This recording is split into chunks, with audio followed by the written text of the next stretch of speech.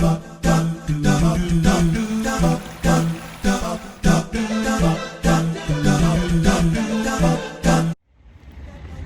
الله ونتكلوا على الله. انا ما على باليش بالضبط كيفاش نلحقوا تماتيك، مي دوك نحاولوا نلحقوا باقصى سرعه. انا راني شفت شويه القبه تاع الجامع من بعيد تبان. يلا انا عيطت للمدير تاع هذا المسجد، عباك راهي الدعوه فارغه ما كاين حتى واحد. الكورونا فيروس على جال هذا الكورونا غلقوها هنايا، ما كاش الناس راهي تجي تصلي. بصح كي اتصلت بالامام واحد هنا يكون واحد الحارس عطالي الرقم تاعو، قال لي استناني واحد 10 دقيقه نلحق. راهم غالقين الباب، هذه هي الدخله.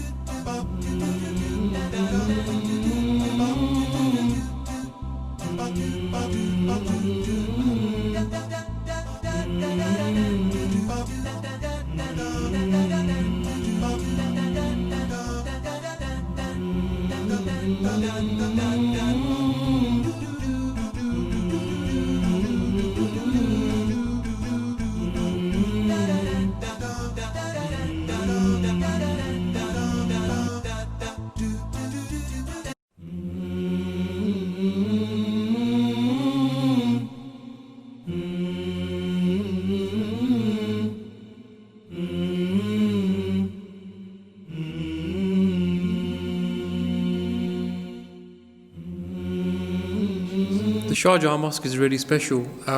It's the first purpose-built mosque in northwestern Europe, so not just in Great Britain. There was a mosque a few months prior to this that was a place of worship, but it wasn't a purpose-built mosque. It was a house used for prayers up in Liverpool. But the Shah Jahan Mosque is officially the first purpose-built mosque. It was built in the year 1889, so it has an extensive history. The founder of the mosque was a Jewish linguist called Gottlieb Leitner, and he was the man who built the mosque. The question arises is, why would a Jewish linguist want to build a mosque? And the answer to that question is, there was something called the Oriental Institute of Learning next door, and the mosque was built as a place of worship for students that were coming primarily from India to study at the college. So the Shah Jahan Mosque was a place for them to come and be able to say their 5 daily prayers. The mosque was designed by a Christian architect called William Chambers, who's from the city of Guildford, which is a few miles away from Woking. And he was a Christian architect. He had never designed a mosque before. So he took inspiration from masajid, mosques in Turkey, India and Egypt. But the mosque is really based on an Indian Mughal style building. The mosque is very small. There were no Muslims living in Woking, so as I said before, the size reflects the fact that it was just for students coming to the Oriental College. The mosque was funded by the Begum of Bhopal, Princess Shah Jahan. So she donated approximately £5,000, which back then was quite a lot of money, for the building of the mosque. So it's quite an interesting history, because you see all three Abrahamic faiths all coming and working together, and it really gives a strong message of peace and unity and sort of collaboration between the Abrahamic traditions. So the mosque itself still functions as a place for the 5 daily prayers. However, we do have prayer halls on the other end of the site, which accommodate up to 2,000 worshippers. Obviously, with the current climate with COVID-19, we're not able to accommodate such large numbers, but prior to the lockdown and the government restrictions, on Friday we were accommodating around about 2,000 people.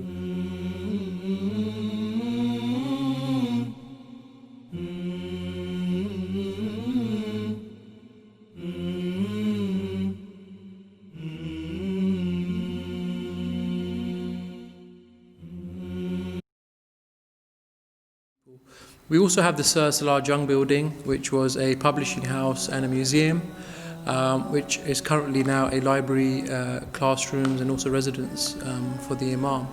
All of the early sort of pioneers of British Islam were all people indigenous to the land, so they were all white British men and women who had, reverted to the faith. So in a nutshell, that's kind of like a brief introduction to the place.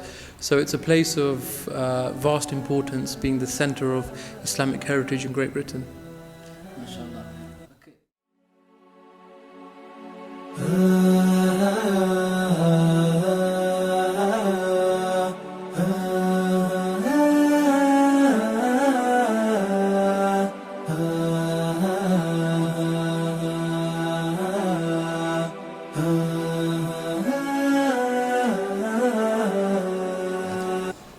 I conduct all of the visits and the tours. So, for example, we do about 150 local schools. We do various different religious groups, various groups who come and visit, and most of them primarily come because of the interest in the building and then also the faith. So we do accommodate large groups, small groups. So it's very, very busy usually with visits. We also have an archive. So we have a lot of historical documents, which took us a few years, which was done in collaboration with a charity called Everyday Muslim. So we collated all of the old documents and stories in an archive. So we also have an archive now, which has really boosted sort of people's interest. I think a lot of people kind of don't know the mosque exists, and it's kind of quite forgotten. So we've been trying to revive the whole sort of history and heritage with these sort of initiatives. We also have the Peace Garden, which isn't far from the mosque, which was an old cemetery for Muslim soldiers. We also have Brookwood Cemetery, which is the largest cemetery in Europe, which many of the famous pioneers are buried there, like Marmaduke Pictou, Abdullah Aquilium, Abdullah Yusuf Ali. So all of these famous Muslim scholars are all buried there. Lord Headley's another one. So really, we're trying to promote the status of the mosque, the history of the mosque a lot more. وهذه هي القاعة اللي كلمنا عليها المدير. كما راكم تشوفوا قاعة واسعة ما شاء الله، توسعوا بتوسع وتكاثر عدد المسلمين في مدينة ووكينغ. فيها علامات التباعد الاجتماعي، هذا ما يقلل من سعة القاعة، لكن تبقى هي قاعة نظيفة كبيرة واسعة ما شاء الله. وطبعا هذا هو الجزء المخصص للرجال. أما هذا الجزء من المسجد فهو خاص بالنساء، وكما تعرفوا مش كل المساجد في بريطانيا فيها جزء للنساء، والحمد لله في هذا المسجد فيه جزء كبير للنساء واسع ويكفي إن شاء الله. خوتي هذه هي اسمها هذه مقبرة تاع قدماء المسلمين، لحقنا عليها صراحة. داروا لها بناء داير عليها سور داير بها، يعني فيه قبة شوية زخرفة تشير انه هذا البناء فيه شوية زخرفة اسلامية. ما نظنش انه فيه مقابر الداخل، لكن هذا كأنه ذكرى.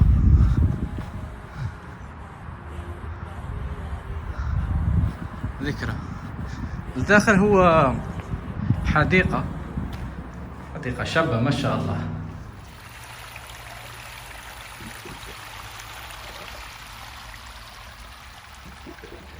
Okay, assalamu alaikum, Sister Isra. Okay, Sister, what would you tell us about this, what we called Peace Garden? So this used to be a burial site for Muslim soldiers that fought in World War I and World War II. And then they, a few years ago, renovated it to be a peace garden where people from different faiths can come and reflect and just enjoy the scenery.